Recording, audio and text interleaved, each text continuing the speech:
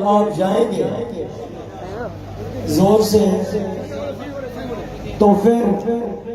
Gama stadium میر پور خاص سندھ کے اندر مفتی محمود کانفرنس ہو رہی ہے، جہاں کے مہمان خاص حضرت مولانا عبدالغفور حیدری صاحب، فضیلت الشیخ ڈاکٹر ناجی ظہیر صاحب، فرزند مفتی محمود حضرت مولانا عطا الرحمان صاحب، حضرت مولانا عبدالواسع صاحب، حضرت مولانا سعید یوسف صاحب، حضرت مولانا محمد امجد خان صاحب، حضرت مولانا مفتی اسعد محمود صاحب، اور خصوصی خطاب قائد جمعیت بطل حریت حضرت مولانا فضل الرحمان صاحب کا ہوگا، جو 14 اکتوبر بروز پیر دوپہر 3 بجے وہاں یہ پروگرام شروع ہوگا۔ آپ سب ہاتھ اوپر کر کے یہ وعدہ کریں کہ ہم انشاءاللہ العزیز گاؤں گاؤں سے ہم جو ہے شہر شہر سے مسجد وار گاڑی نکال کر گاما اسٹیڈیم پہنچیں گے۔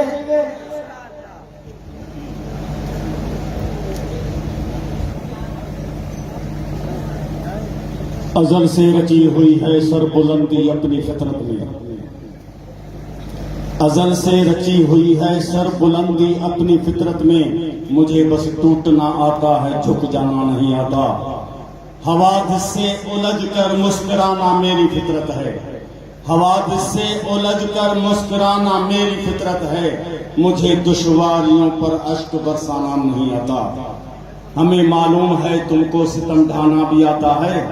یقین کر اے ستمگر ہم کو مر جانا بھی آتا ہے،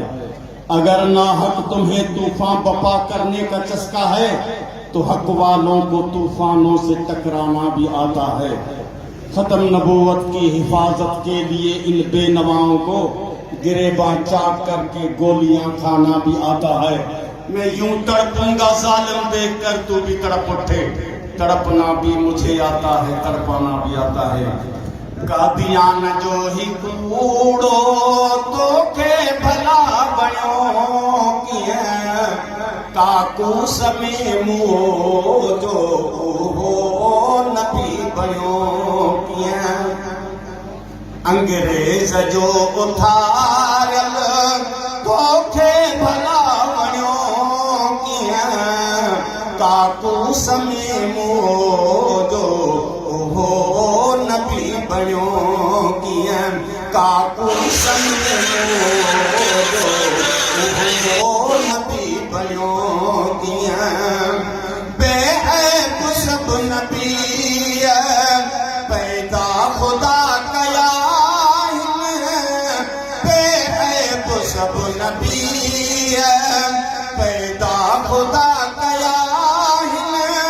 قادیان جو ڈھکو نر تو کے پسند آیو کیا کاکو سمی مو جو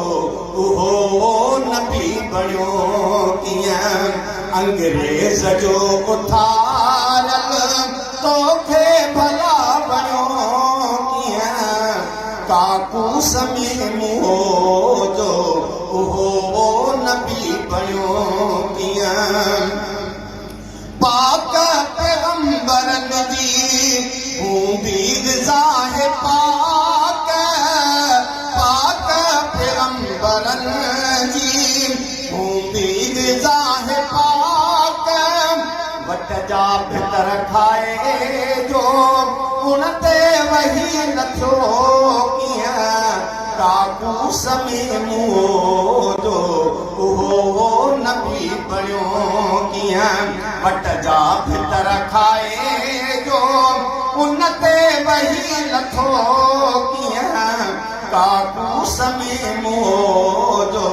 ہو نبی بنیوں کیا تحریک ختم نبوت جی مولا کندو جو کامیاب